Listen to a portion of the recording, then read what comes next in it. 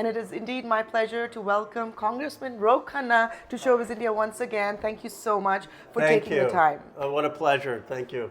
We are working with the California State Library for Stop the Hate Against Asians, and especially South Asians. You know, hate crime has really risen alarmingly in the last few years. There has been some incident a month ago where a family found some hate scribblage in Belmont in a restroom against Indians. What do you feel about this? It is a real issue. Obviously, the Asian hate propelled in part by the COVID virus against Asian American China. And then now you see what's happening in the Middle East, and a lot of times people confuse South Asians for Arab or Muslim American, and some South Asians, of course, are Muslim American being targeted. So we need to make sure that we're standing up against all kinds of bigotry, all kinds of hate, and recognizing that there is no place for discrimination.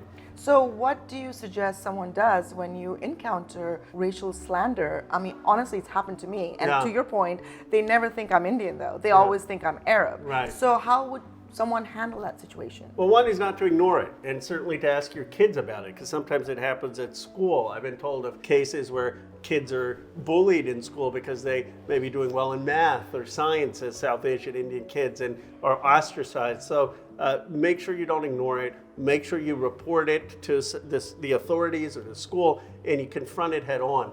How does that make you feel when you hear about racial injustice, especially towards your own community, our community? Well, it makes me feel angry. It makes me feel that there's a lot of work to be done, and I've spoken out about it. There was a school incident where a young South Asian was almost strangled to death in 7th grade, and there was no action taken against the person who did it. And I led a letter with other South Asian members of Congress to call for accountability. So I have no tolerance for it, and speak up very strongly. And there are now 5 Indian Americans in Congress. We all speak up. When it comes to children, to your point, we actually went on Man on Street interviews, and one young lady told us that her son, who was about 7 years old, was made fun of and bullied in school because he's Sikh religion, and they thought that he had a bomb on his head. Oh my gosh.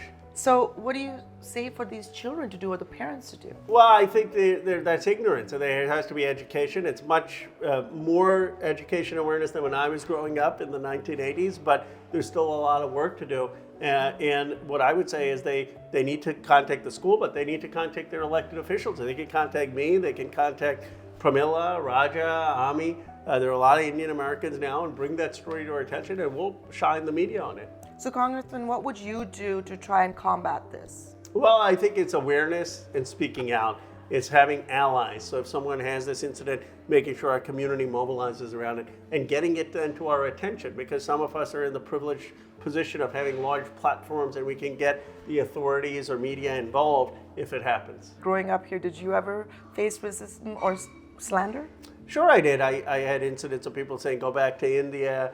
I had issues of people making fun of my name, but ultimately I had a lot more people who believed in me and encouraged me, and I saw the best of this country, and I still believe in the best of this country. What did you do?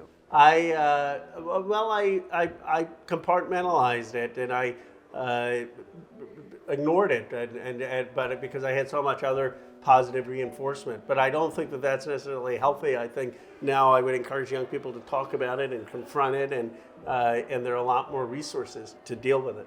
And I think one of the things, and correct me if I'm wrong, I think more Indians should also partake in political issues and other, like you said, allies. That's because that's built solidarity. That gives you a sense of power, empowerment, and not a sense of victim, just being the victim. I think you can make a difference on this.